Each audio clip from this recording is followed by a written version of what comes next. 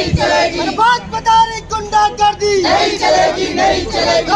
लोकतंत्र की हत्या बंद करो, बंद करो, बंद करो। मोदी अमित शाह हाय हाय हाय हाय हाय हाय।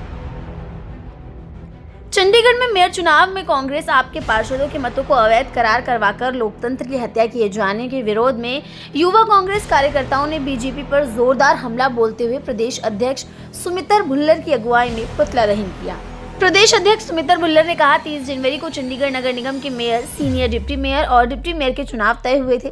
तय कार्यक्रम के तहत मंगलवार को चुनाव भी हुआ, लेकिन मेयर चुनाव में कांग्रेस और आम आदमी पार्टी के 20 में से 8 वोट अवैध करार कर दिए गए, जिसके चलते भाजपा के उम्मीदवार को मेयर के पद पर चुन लिया गया, जो कि लोकतंत्र के लिए बेहद दुर्भाग्यपूर्ण है। युवा कांग्रेस प्रदेश उपाध्यक्ष हेमंत साहू व महानगर अध्यक्ष विशाल भोजक ने कहा, केंद्र सरकार लोकतांत्रिक व्यवस्थाओं का हनन करने में तुली है। पीठासीन अधिकारी ने बैलेट पेपर पर पेन चलाकर वोट अवैध करने की धांधली की है।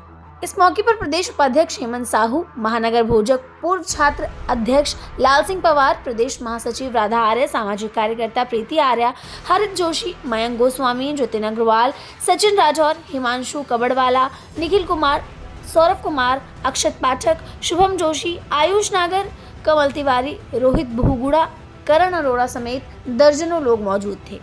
हल्द्वानी से दीपक पनेरो की ये खास रिपोर्ट। चंडीगढ़ मेयर के चुनाव में किस प्रकार से अधिकारियों द्वारा धांधली करी जा रही है, किस प्रकार से वोट खराब करे जा रहे हैं, ये दर्शाता है भारतीय जनता पार्टी में किस प्रकार से तानाशाही हो रही है, किस प्रकार से लोकतंत्र की हत्या करने पर ये भारतीय जनता पार्टी की सरकार तुली हुई है। और आज उसी के विरोध में यहाँ पर सभी यूथ कांग्रेस के कार्यकर्ता एकत्रित हुए और भारतीय जनता पार्टी की सरकार का यहाँ पर पुतला दहन कर रहे हैं, नरेंद्र मोदी का यहाँ पर पुतला दहन कर रहे हैं।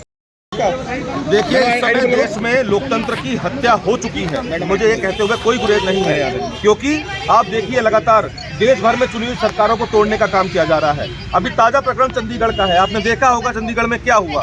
एक पार्टी के पास स्पष्ट बहुमत है, उसके बाद उनकी वोटें कैंसिल करके दूसरी पार्टी का मेयर जीत जाता है। ये क्या मजाक है? क्या हमने देश की आज़ादी इसलिए मांगी थी? क्या हमने लोकतांत्रिक व्यवस्था पर विश्वास जो हमने जाहिर किया था, क्या इसलिए किया था? क्या हमारे देश में संविधान नाम की कोई चीज़ है, बची है या नहीं बची है? ये बड़ा सवाल है और हम संविधान को बचाने की लड़ाई लड़ेंगे और इस संघर्ष को आगे बढ़ाने का काम करेंगे।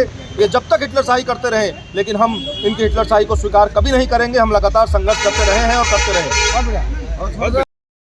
केंद्र सरकार और भाजपा शासित राज्यों की सरकार लगातार लोकतंत्र की हत्या करने में जुटी हुई है, जिसका युवा कांग्रेस विरोध कर रहा है। चंडीगढ़ में जिस तरीके से कांग्रेस के पार्षदों को उनके अधिकार से वंचित करने का काम किया गया, उसका हम लोग यहाँ पर विरोध कर रहे हैं और मांग कर रहे हैं लोकतंत्र की हत्या। और जिस तरीके से लोगों के अधिकारों के साथ कुठाराघात हो रहा है, उस पर रोक लगाने का काम किया जाए, वरना युवा कांग्रेस और उग्र तरीके से विरोध करने के लिए मजबूर होगी। धन्यवाद।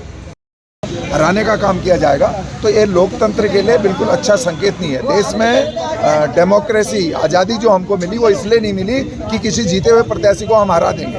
तो ये सत्ता का दुरुपयोग है। मुझे लगता है कि इसके जो पढ़े लिखे लोग हैं, जो युवा मतदाता हैं, उनसे विशेष तौर से कहना चाहते हैं कि हम उनको जागरूक होना पड़ेगा और ऐसे लोग जो तानाशाही करके सत्ता पर जबरन कब्जा करना चाहते हैं, उनको बेनकाब करने का समय आ गया। क्योंकि जब अगर जहां चुनाव होता है वही अगर निष्पक्ष नहीं रहेगा, उसी पर बेईमानी रहेगी, तो फिर हम कहां न्याय की उम्मीद कर सकते हैं। चलिए, तो ठीक है।